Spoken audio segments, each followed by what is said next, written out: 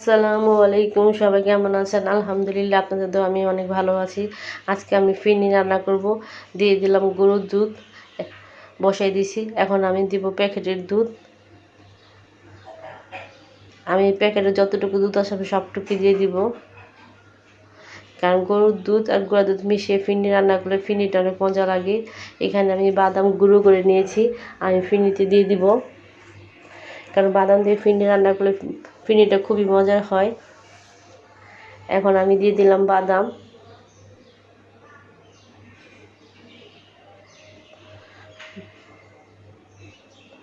এই যে পোলার চালে ভিজিয়ে তারপর আমি গুঁড়া করে নিয়েছি। পোলার চালটা ফিরনি রান্না করলে গ্রানটাই কিন্তু অন্যরকম আসে এবং মজাও লাগে। এই যে এখন আমি দিয়ে দিব, অল্প পরিমাণ কিন্তু চাল নিয়েছি, বেশি নিলে কিন্তু তখন আর ভালো লাগে না, মজাও লাগে না। চালের পরিমাণ অবশ্যই কম নেবেন, আমি কমই নিয়েছি।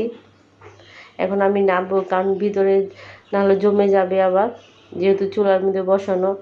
বারবার নাড়া দিতে হবে, না নাড়া দিলে লেগে যাবে এবং ফিরনিটা একটা গন্ধ চলে আসবে। রাতের বাবা খেয়ে বললো ফিরনি নাকি অনেক মজা হয়েছে। এখন আমি দিয়ে দিলাম চিনি, অবশ্যই চিনি যার যার স্বাদ মতো। রাতের বাবা একটু মিষ্টি বেশি খায়। এখন দিয়ে দিব কিশমিশি,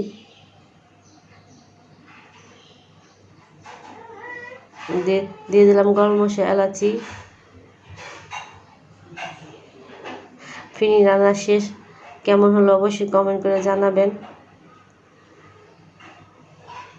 উপরে দিয়ে দিলাম কিশমিশ এবং পেস্তা বাদাম। আমি দুবার বাদাম ব্যবহার করছি।